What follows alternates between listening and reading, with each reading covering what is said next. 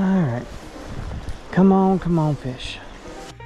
Hey guys, this is Seth Underwood from SU Fly Fishing. What we're going to go over today is we're going to go over leader to line. Alright? I'm going to go over a real basic knot for tying flies. And I'm going to go over how to attach this to fly line. Here's some old 3-weight line. Well, no, this is 4-weight. Some old 4-weight line I have that is broken here at the end. Side note, if you're casting fly line and your fly line, it's floating and it breaks or cracks, you need to get new fly line because it's not going to float anymore. So what we're going to do today is we're going to talk about leader choices and what to expect when attaching it to a fly line, dry fly presentation, and then we're going to go into something that's a little more complicated called a dry dropper presentation. Okay? Pre-made tapered leader comes in this. It's in a circle. It's all wrapped up. Just be careful. If you're not careful on spooling this, it literally is going to take you forever to get undone. And we're already starting to learn how to fly fish, so your patience is already very thin from going outside and casting all the time.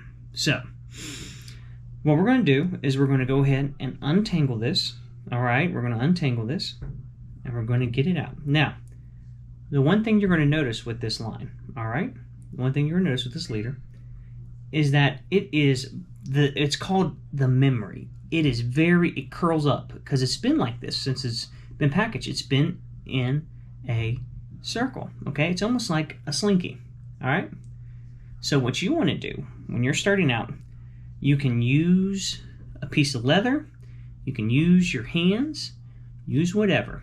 I typically just run it through my hand a couple times. Now, if your hands aren't used to this, don't do it because you're going to cut your hands. If all of a sudden you start feeling pain, please stop. I would hope you would, but some people might not, and they might just be like, "You told me to do it, and I was bleeding." But I was like, "Well, this is what's up." No, don't do that. Okay. So once you straighten it out, okay, and it may take a couple times, okay, and we're not going to get this completely straightened tonight. We're just getting it out. This is a 9-foot tapered leader. This happens to be 4X leader. Okay, this right here, when I say tapered, I mean it starts off small, and then it goes big. Okay, and you can see the line's getting thicker and thicker, and that's what tapered means.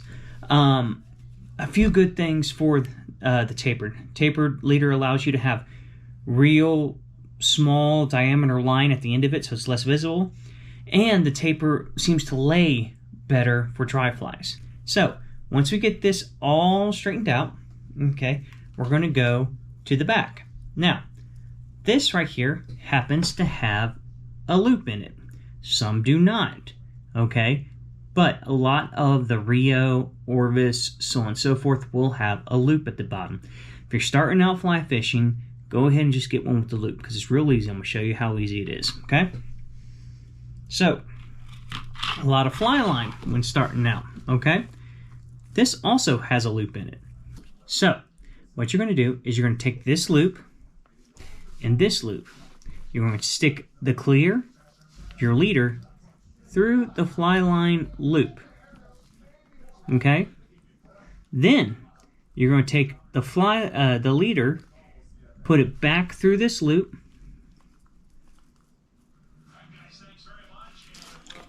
and pull it through.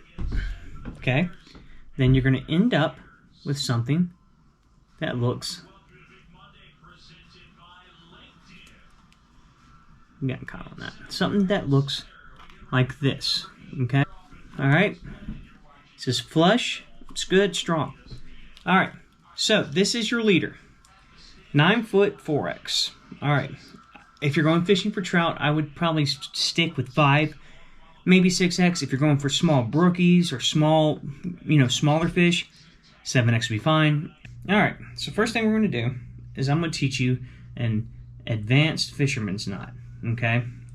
There's probably another name for it. I know it is advanced fisher's knot.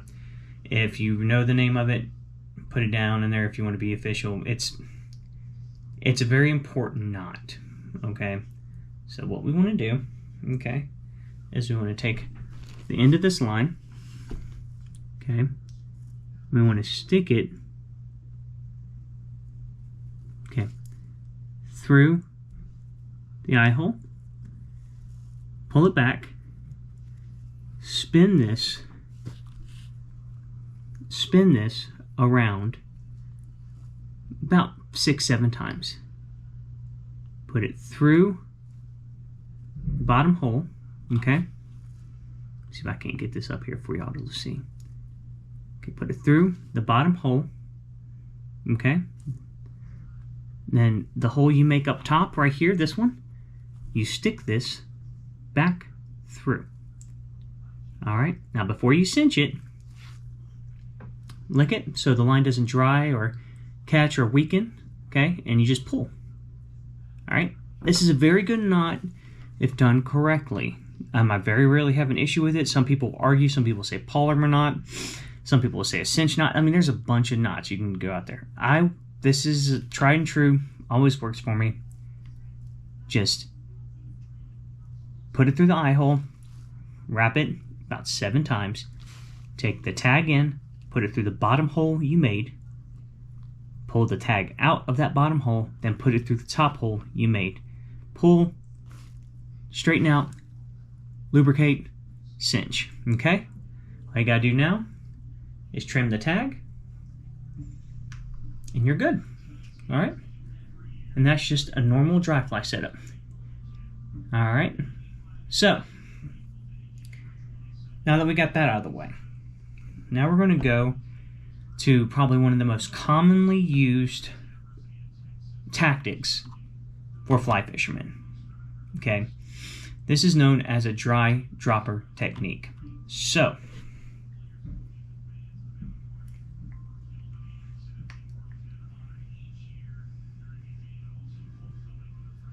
what you're wanting to do, okay, you see the shank of the hook? Shank of the hook.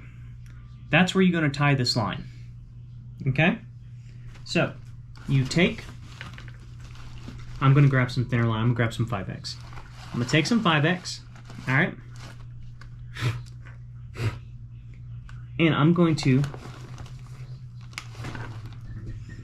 take this 5X, I'm going to make a loop with this 5X, okay? All right? And I'm going to hold this loop. I'm going to take this hook and hook the loop, okay? Now, what you're going to do is basically the same knot, but on the hook shank, okay? So, going to turn, turn, turn, turn, turn, and you made a bottom little hole right here. You're going to put this line through the bottom hole, okay? Then you're going to take that line right there that went through the bottom part, okay? You're going to put that through the top. All right. Lubricate and cinch, okay? All right. Then you trim the tag. Now, the reason that you're tying this line to the end of the fly is because 90% of food eaten by trout is below the surface, okay? That means streamers, nymphs, wet flies, these things are going to be eaten more times than not. Now, you have fly fishing purists that will not touch a fly that goes below the surface. It's all dry fly. And you know what? They can go have their fun. I want to catch fish. So, this is one of the methods that work really good. And I would say they work the best in April. And they work really good in late summer, early fall when the water's starting to get cool again. Now, in the summer, terrestrials, hoppers, and we'll get into that later, work really, really well.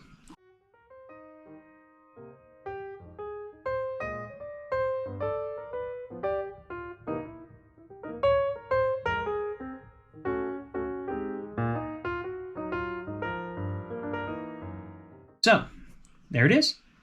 All right. So right now, you have your dry fly and you have some tippet at the end of this dry fly. Okay. What am I going to do with this tippet? Now, I have a caddis on here, and it's probably because I see other caddis flying around. I see caddis flying around. So, I'm probably going to imitate something that is caddis-like. Now, my favorite caddis imitation to use is a benchmark in flies. Okay? Almost everyone has one of these in their fly box. All right? This is called a flashback. You see the flash, see the shine. Hare's ear beadhead nymph. Okay, this is a natural color. All right? The reason they call it hare's ear is because it's literally hair from a rabbit's ear. It's gray. It imitates a caddis. It's really, really, really, really good. That being said, this here, hare's ear, almost imitates any nymph. I just, personally, in my experience, have had more success with a hare's ear when I see caddis flying around. And that just might be because a lot of places I go fly fishing eat caddis. You see mayflies, a lot of times when I go fly fish for mayflies, I use pheasant tails. They seem to work a little bit better. It's a different type of fly.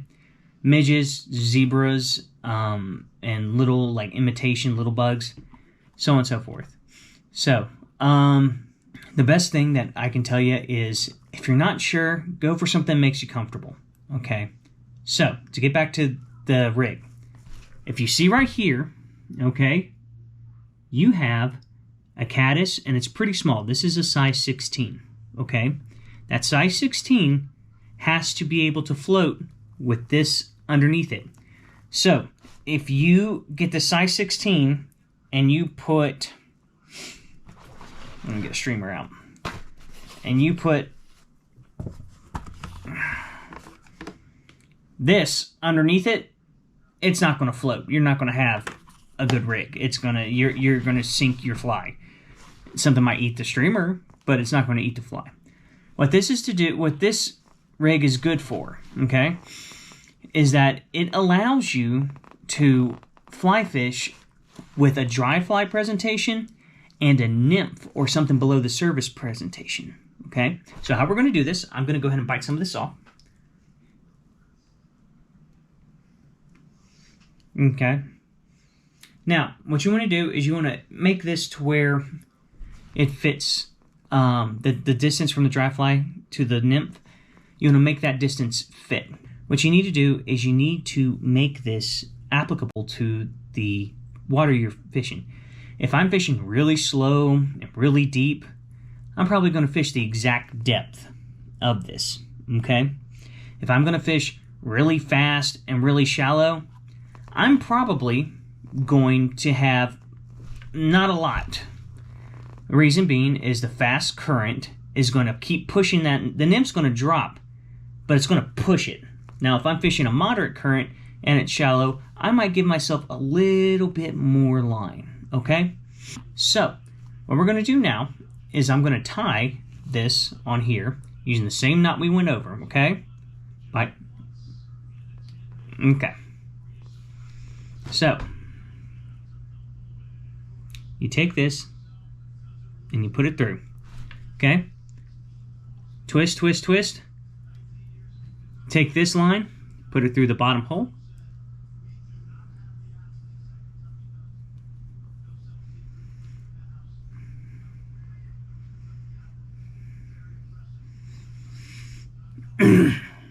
Okay, and you're going to cinch. Now, what did I miss on that one? I didn't moist. Always moist. I didn't this just because I was wanting to show you what it looks like. Alright, so I'm going to tie this to here. Now look, I have a dry fly right here, okay? I have a dry fly right here, okay? And underneath it, we have a nymph, Okay? So basically, this is just going to keep going, floating on top of the water, dragging this behind it. All right? It's basically like a bobber setup. Now, if we want to get real fancy, behind this, you can put something even smaller.